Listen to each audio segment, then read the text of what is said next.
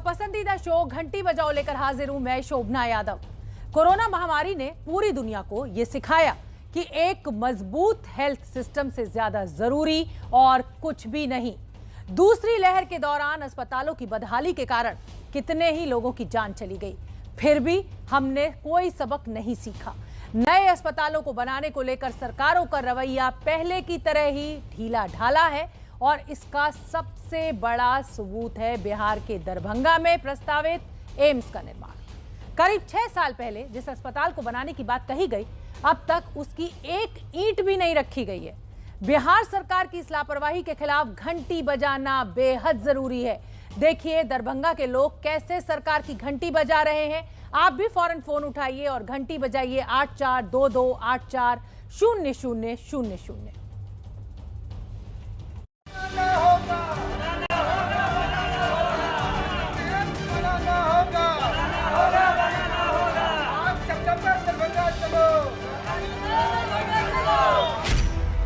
सरकार ने जो एम्स बनाने का किया है वो अभी तक नहीं चालू किया, इसलिए हम हर घर से ईंट जोड़ रहे हैं।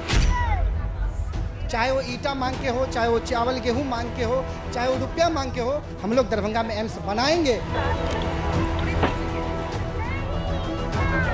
हमसे चाहिए जेएमसीएच में बड़ा व्यवस्था नहीं है। व्यवस्था बहुत वेरी पुअर है। अगर एम्स हो जाता तो बहुत हम लोगों के लिए बहुत बढ़िया होता। बहुत धन्यवाद। ईटा से हम सब दरभंगा एम्स के शिलान्यास करबे और ई पहिल बेर भारत के इतिहास में हेतै कि जनता शिलान्यास करते। 6 साल बीत गया है, अब तक जो है वो इसका शिलान्यास नहीं हुआ। ईटा लाओ, एम्स बनाओ। लगातार हम सब घर घर ईटा लाएंगे, दरभंगा एम्स बनाएंगे।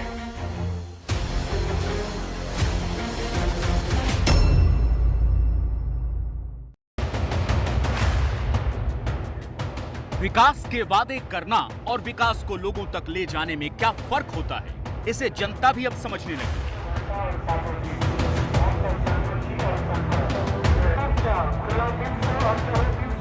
जो काम सरकार को करना चाहिए, जब सरकार वो ना करे तो सत्ता में बैठे लोगों की नींद तोड़ने के लिए क्या करना चाहिए, ये भी जनता ने सीख लिया है।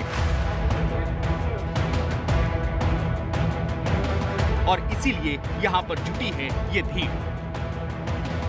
यहाँ एक ठेला खड़ा, चारों तरफ लोग हैं। कुछ लोग माइक लेकर उनसे आगे आने की अपील कर रहे हैं।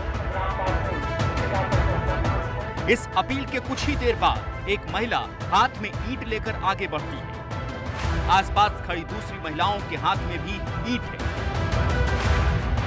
छोटे छोटे बच्चे भी भारी सी ईंट लेकर खड़े हो गए और कुछ ही देर में यहाँ मौजूद सभी लोगों के हाथ में ईंट नजर आने लगी। ये ईंट दरअसल इस गांव के लोगों का सत्याग्रह है।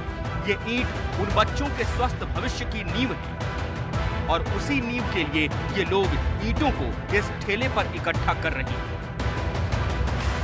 ये तस्वीर देखिए, ठेला पर तमाम जो ईंटें हैं उस ईंटों को रख करके अगर आप देखेंगे इन सभी ईंट पर ये देखिए ये इस तरीके से ईंट है और इन सब पर एम्स लिखा हुआ है। एक एक ईंट हर घर से जाएगा ताकि दरभंगा में जो एम्स पिछले 6 साल से बन रहा है उसमें उसको बनाने में कुछ तो तेजी आएगी, कुछ तो शुरुआत के नाम पर कुछ तो किया जाएगा, शिलान्यास जरूर किया जाएगा। इन सब के लिए ये शुरुआत की गई। अब तक आपने धार्मिक स्थलों को बनाने के लिए इस तरह ईंट इकट्ठा किए जाने की तस्वीरें देखी होंगी, लेकिन दरभंगा के घनश्यामपुर इलाके के लोग एक अस्पताल बनाने के लिए ईंटें लेकर निकल पड़े। ये ईंट लेकर आप लोग क्या कहने की कोशिश कर रहे हैं, क्या कहना चाह रहे हैं? हम यही कहना चाहते हैं कि जो 3-4 साल पहले जो सरकार ने जो यहाँ पे एम्स बनाने का किया है वो अभी तक नहीं चालू किया, इसलिए हम हर घर से ईंट जोड़ रहे हैं। जो जाके कम से कम शुरुआत तो हो, कुछ तो पहल हो हमारे देश के लिए या हमारे जिले के लिए जो भी हो रहे हैं एम्स में। इस गांव का हर शख्स ये चाहता है कि जल्द से जल्द वो अस्पताल बन सके जिसका उनसे वादा किया गया था। 45 साल के राजेंद्र भी आगे बढ़ रहे हैं क्योंकि इसी साल मार्च में उन्होंने अपने बेटे को सिर्फ इसलिए खो दिया क्योंकि यहाँ कोई अस्पताल नहीं है। पोखरा में गया था खेलने के लिए, उसी पे पानी में डूब गया था। हॉस्पिटल नहीं रहने पे परेशानी उठाना पड़ा और ये रहा नहीं, चला गया, मृत्यु हो गया। ये एम्स हो जाता तो ऐसे कांड नहीं होता। यहाँ और भी तो अस्पताल है, DMCH है, सरकारी। कुछ नहीं हो रहा है, यहाँ पे घुसखोर हो रहा है और कुछ नहीं हो रहा है। दरभंगा की स्वास्थ्य व्यवस्था का ये सच किसी से छिपा नहीं है। इलाज के नाम पर यहाँ लोगों के साथ क्या होता है, ये एक बार नहीं बार बार सामने आ चुका है। सवाल सिर्फ दरभंगा का नहीं, पूरे उत्तरी बिहार में लोगों को इलाज के लिए कोई अच्छा अस्पताल नहीं। इसीलिए जब बिहार में दूसरा एम्स अस्पताल बनाने पर विचार हुआ तो इसके लिए दरभंगा को चुना गया। दरभंगा में एम्स बनने से मिथिलांचल को बहुत बड़ी सुविधा मिलेगी। दरभंगा एम्स के लिए 1200 करोड़ रुपए से ज्यादा मंजूर किए गए हैं। एम्स बनने से यहां के लोगों को बेहतर स्वास्थ्य सुविधाएं तो मिलेगी ही, मेडिकल की पढ़ाई की सीटें भी बढ़ेगी।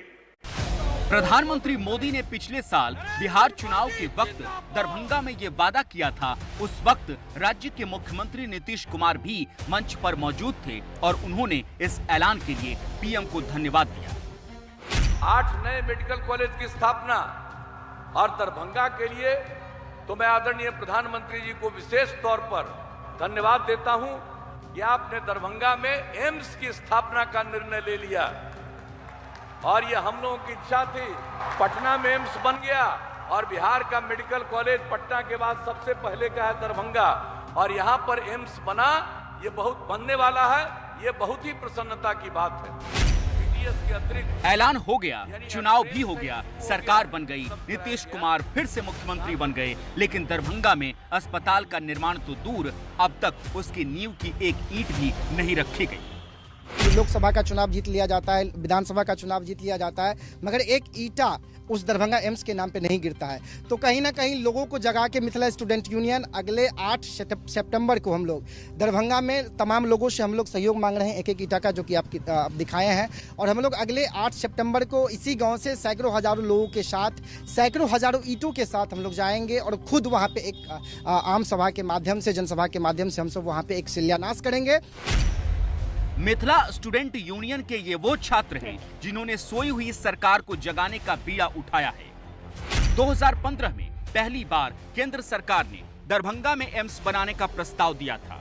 1 जून 2015 को तत्कालीन केंद्रीय स्वास्थ्य मंत्री जेपी नड्डा ने मुख्यमंत्री नीतीश कुमार को पत्र लिखकर इसके लिए जमीन आवंटित करने को कहा। 10 दिसंबर 2015 को नीतीश को दूसरा पत्र लिखा गया, जिसका कोई जवाब नहीं मिला। 6 मई 2016 को फिर केंद्र सरकार की तरफ से पत्र भेजा गया, जिसके जवाब में 3 अगस्त 2016 को बिहार सरकार की तरफ से कहा गया कि जमीन कहां और कैसे देनी है, इसका फैसला केंद्र सरकार करे। 16 दिसंबर 2016 को केंद्र की तरफ से नीतीश कुमार को चिट्ठी भेजी गई कि एम्स के लिए जमीन का फैसला उनको ही करना है। इस तरह महीनों तक चिट्ठियों का आदान प्रदान चलता रहा और दरभंगा में एम्स का वादा कागजों पर इधर से उधर ठेला जाता रहा। आखिरकार ये तय हुआ कि दरभंगा मेडिकल कॉलेज परिसर की जमीन पर ही जिले का नया एम्स अस्पताल बनाया जाएगा। अस्पताल के लिए 200 एकड़ जमीन का आवंटन हो गया।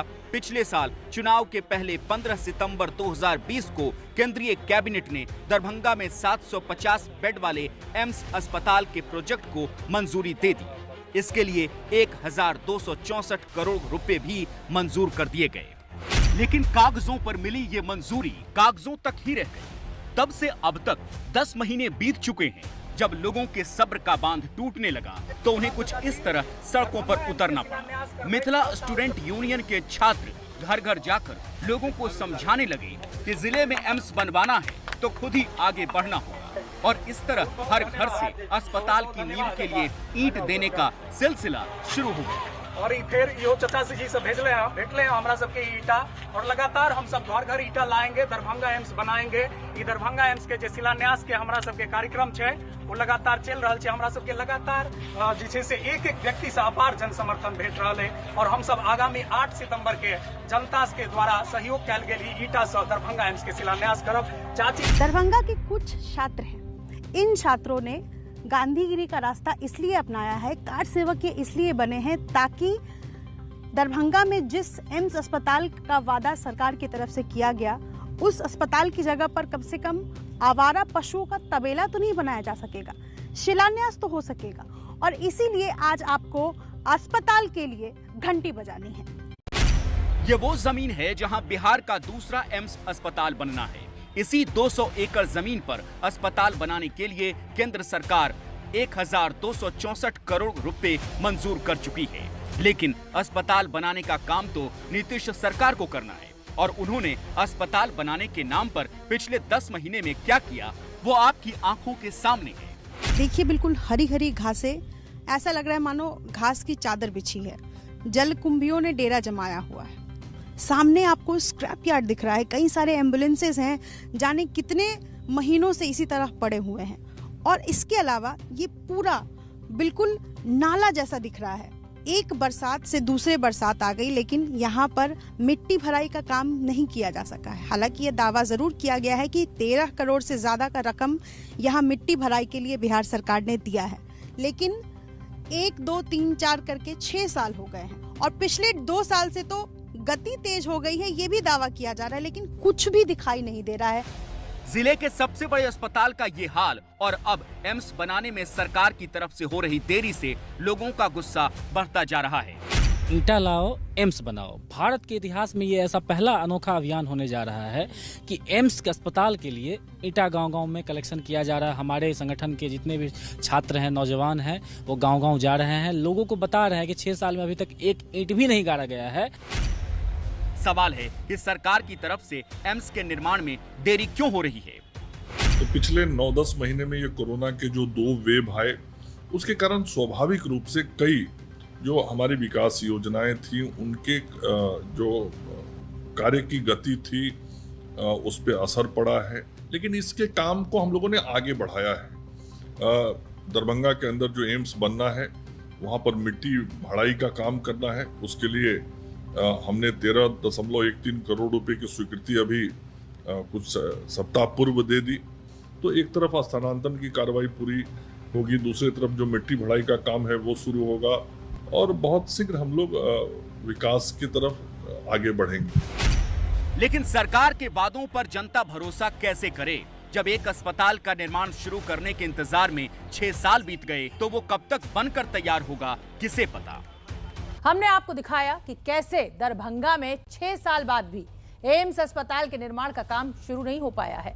अब हम आपको दिखाते हैं बिहार की राजधानी पटना से सिर्फ 35 किलोमीटर दूर बिहटा के एक सरकारी अस्पताल का हाल, वो भी देखिए आप।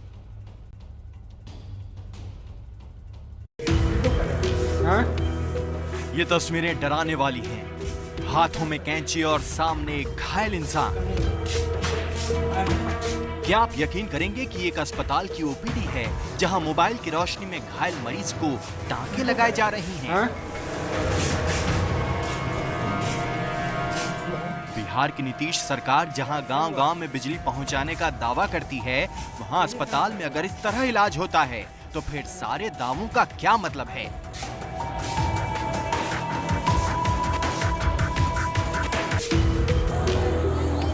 ये बिहटा का रेफरल अस्पताल है। सड़क हादसे में घायल हुए एक मरीज को यहाँ लाया गया।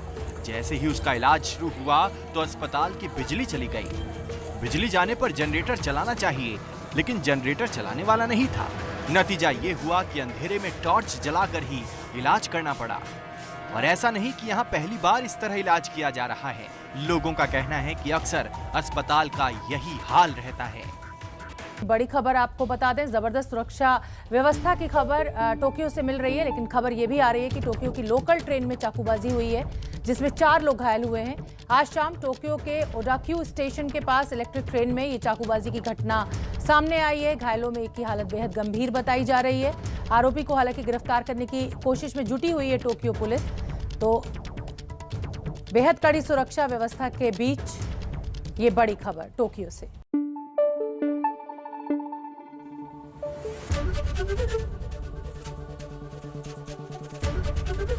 एबीपी न्यूज आपको रखे आगे।